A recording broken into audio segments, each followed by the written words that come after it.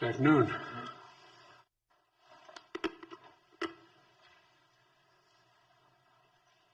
Ready, get set, go? Well, good afternoon. Earlier this year, because of Putin's invasion of Ukraine, the price of oil and gas increased dramatically. And I acted decisively at the time, and thanks in part to those actions, the price of our gas has fallen to 30% from the summer highs. Now, it's down about $1.15 a gallon from their peak during the summer. Gas prices have fallen every day in the last week. Let me repeat, gas prices have come down, and they continue to come down again. They're now down more than 27 cents a gallon in Wisconsin this past week, 27 cents in Oregon, 16 cents in Ohio, 25 cents in Nevada, 17 cents in Indiana, in just the last 10 days. And that's progress. But they're not falling fast enough. Families are hurting. You've heard me say it before, but I get it. I come from a family, if the price of gasoline went up at the gas station, we felt it. Gas prices hit almost every family in this country, and they squeeze their family budgets. When the price of gas goes up, other expenses get cut. That's why I have been doing everything in my power to reduce gas prices since Putin's invasion of Ukraine caused these prices to spike and rattle international oil markets. Excuse me. I focused on how we can protect American families from that spike and give folks just a little bit of breathing room, as my dad would say.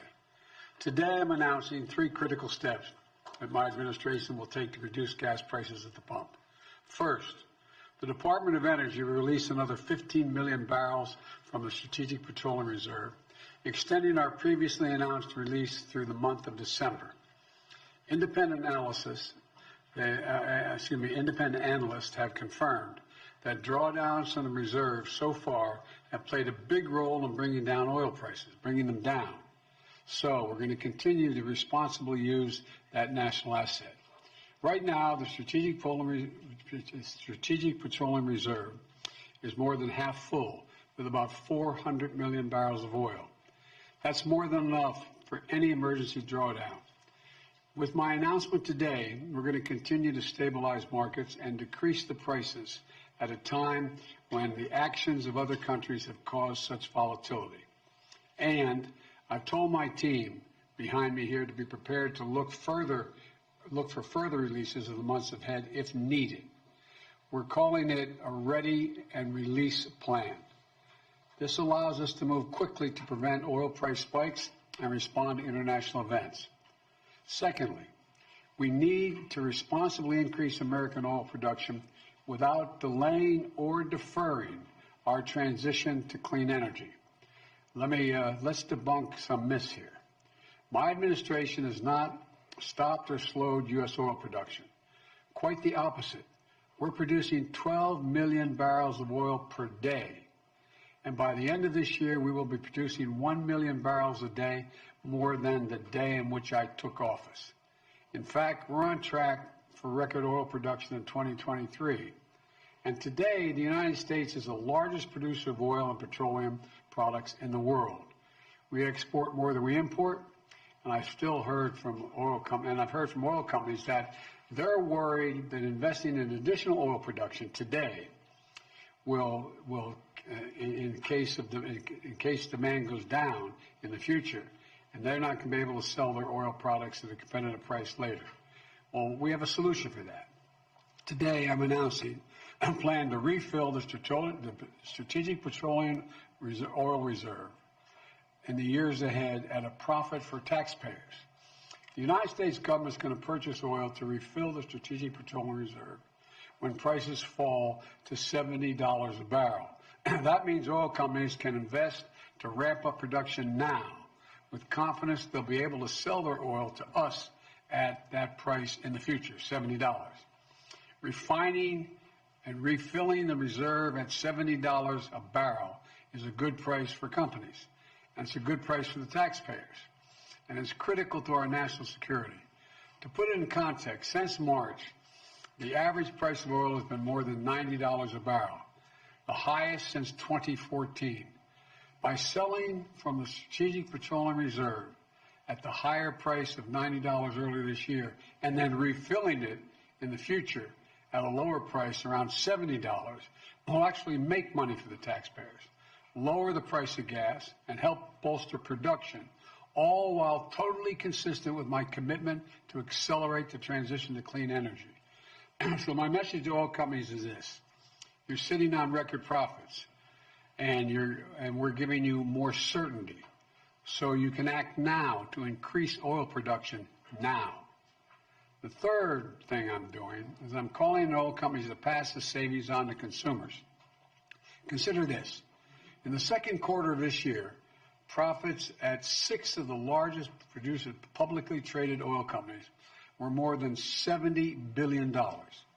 That's $70 billion in just one quarter, 90 days, $70 billion.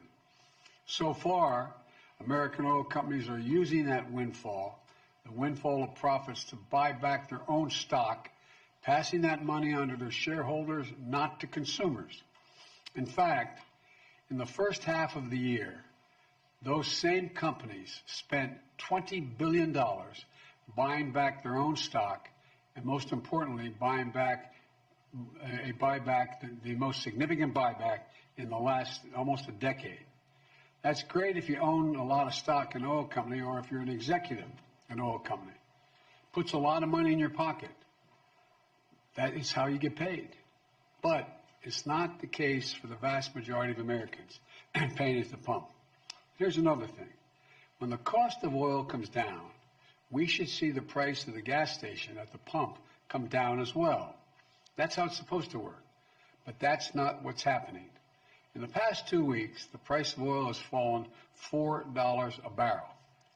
And you think, and thanks in large part to the steps we've taken this year, the price of oil has fallen nearly $40 a barrel since mid-June. That's a 30% drop in the price of a barrel of oil. But guess what? Gas prices haven't fallen that much. And it's not right. Gas prices at the pump should be lower. In fact, if retailers and refiners were earning the average profit they've made over the last 17 years, Americans would be paying at least 60 cents less per gallon for every gallon they buy. Say it again, 60 cents less for every gallon they buy. That makes a big difference in a family. My message to American energy companies is this. You should not be using your profits to buy back stock or for dividends. Not now. Not while a war is raging. You should be using these record-breaking profits to increase production and refining. Invest in America for the American people. Bring down the price you charge at the pump to reflect what you pay for the product. You still make a significant profit. Your shareholders will still do very well, and the American people will catch a break they deserve and get a fair price at the pump as well. One more thing I want to mention today. Our country needs to pass permitting reform to accelerate the development of clean energy. Right now, the process of getting clean energy projects approved is too cumbersome and too time-consuming. So I'm asking the Congress, pass a permitting bill to speed up the approval of all kinds of energy production, from wind to solar to clean hydrogen, because we need to get this moving now, quickly, now. It would take, this, if we do this, it would take historic clean energy investments that I signed into law and put them into action. In fact, one independent analysis has already estimated that the $369 billion we're making in federal investment that will generate, if we just that, will generate $1.7 trillion in total public and private investments in the years ahead. You can increase oil and gas production now while still moving full speed ahead to accelerate our transition to clean energy. That way we can lower energy costs for American families, enhance our national security at a very difficult moment. Let me close with this. I know it's been a rough 4 or 5 years for the country. For a lot of families, things are still tough. The choices made by other countries are affecting the price of gas here at home. That's why I've been acting so aggressively. Without the steps we've taken over the past several months to ramp up production and lower prices and get relief to consumers, gas prices would be higher than they are today. And we'll keep doing everything we can to keep it going, to ensure that our energy independence and security is available, and to lower gas prices here at home, and to give folks a little bit of breathing room. We just have to remember who we are. We're the United States of America, for God's sake. There's not a single thing we can't do when we put our minds to it. And we can strengthen our energy security now, and we can build a clean energy economy for the future at the same time. It's totally within our capacity. Totally within our capacity. Gas prices are coming down.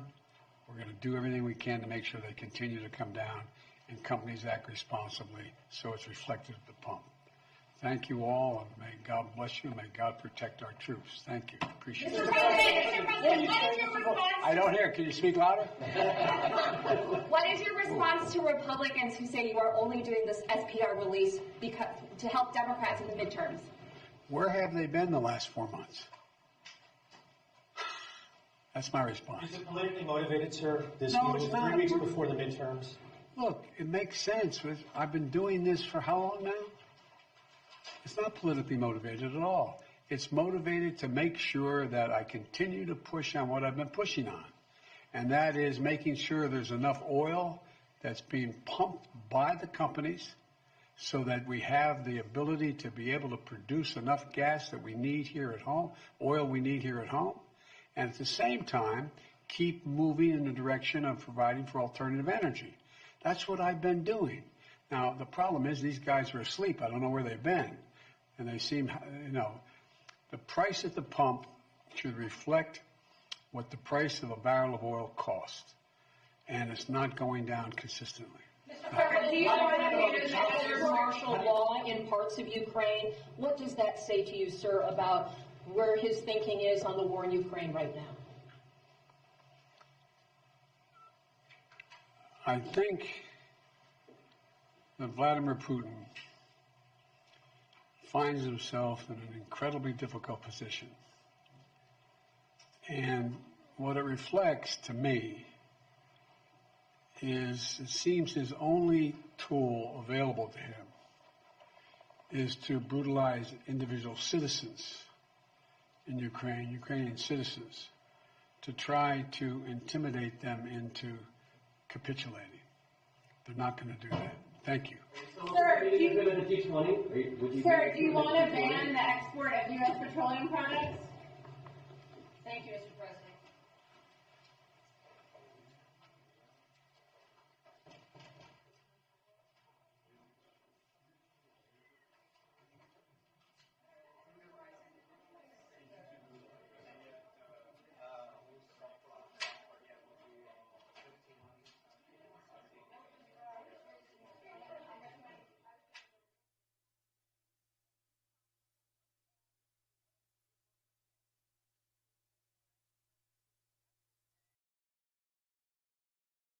Hey,